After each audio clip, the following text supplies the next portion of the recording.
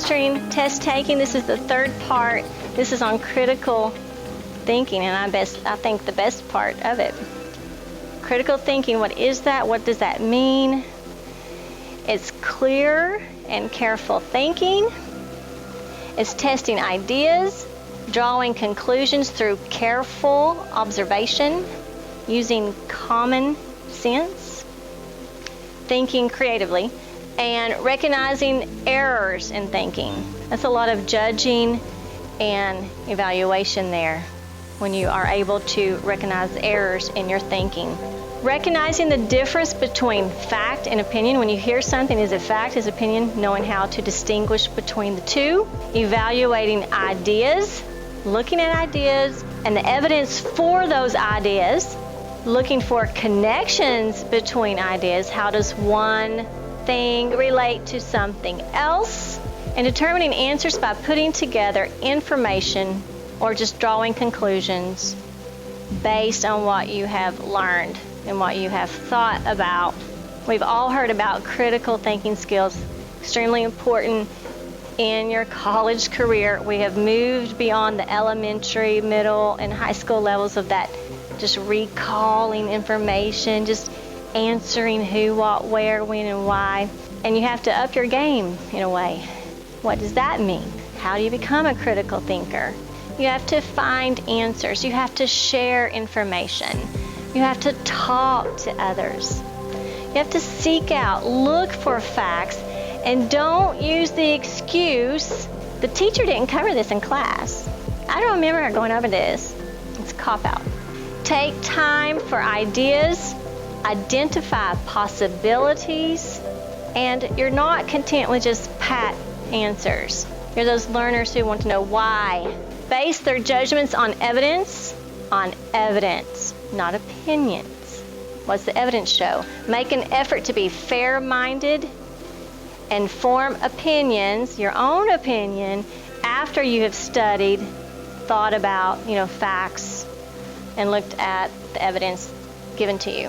One thing that critical thinkers have to remember is that the truth, if you can handle it, is often complex. Look for connections between subjects.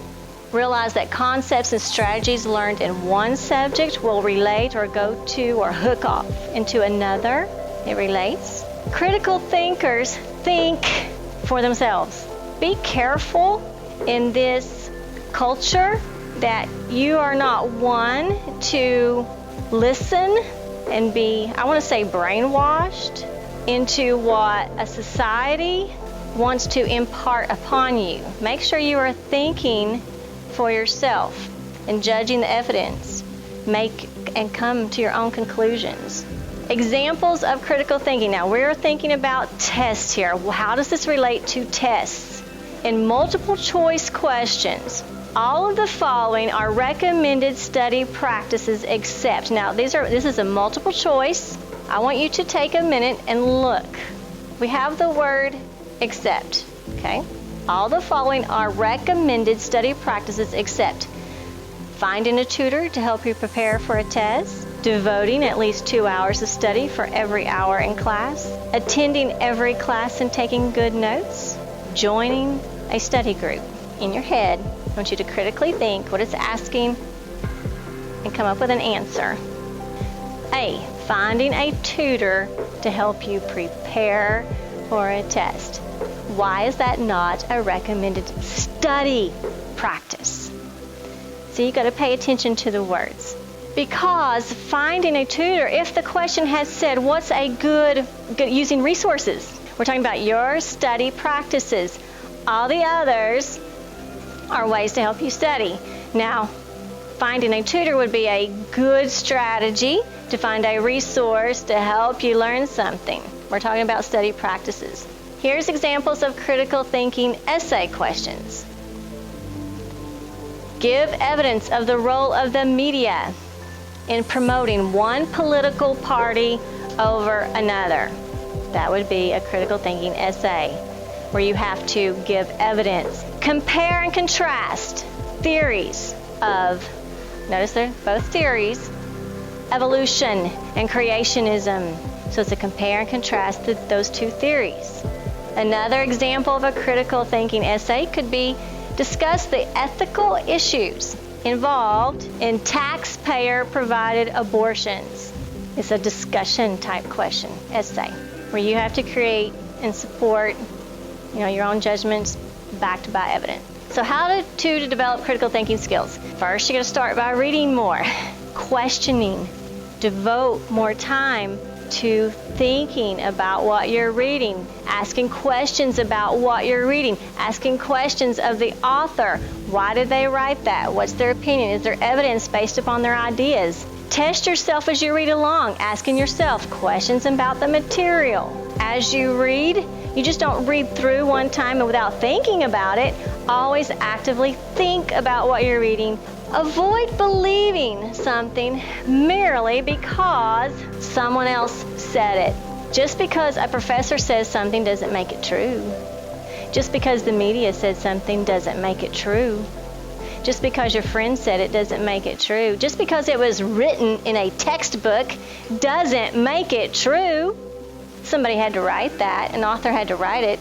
Don't believe something. Avoid falling into that trap and being cornered because, I read it, I saw it, I heard it. And then lastly, be aware of your own biases, which may be the result of your own personal experiences. We all have biases. We all have personal experiences that we've gone through, what we believe. So be aware of that and where you're coming from. So if you want to improve and develop your own critical thinking skills, know these factors. Know you have your own personal experiences that will affect what you believe. Avoid fixed mindsets, or another word is value judgments. They're the enemies of critical thinking.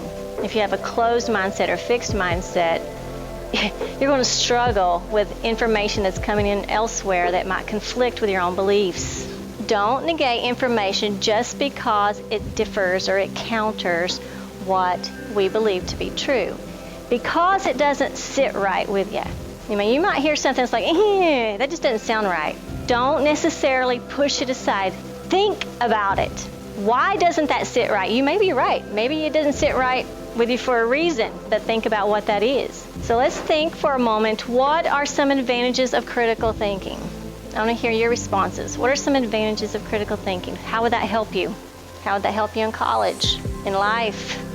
I'm not just about college, I'm about life too. So you may also get an aha moment because you never considered.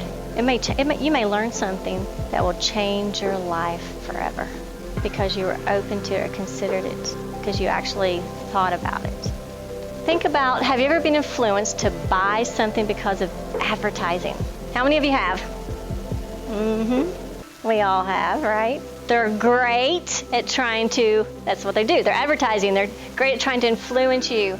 How could you use critical thinking in such a situation if you just stopped and thought about it instead of making that impulse decision to buy because, it's the cool thing to do, it's the cool thing to wear, it's, cool thing to have.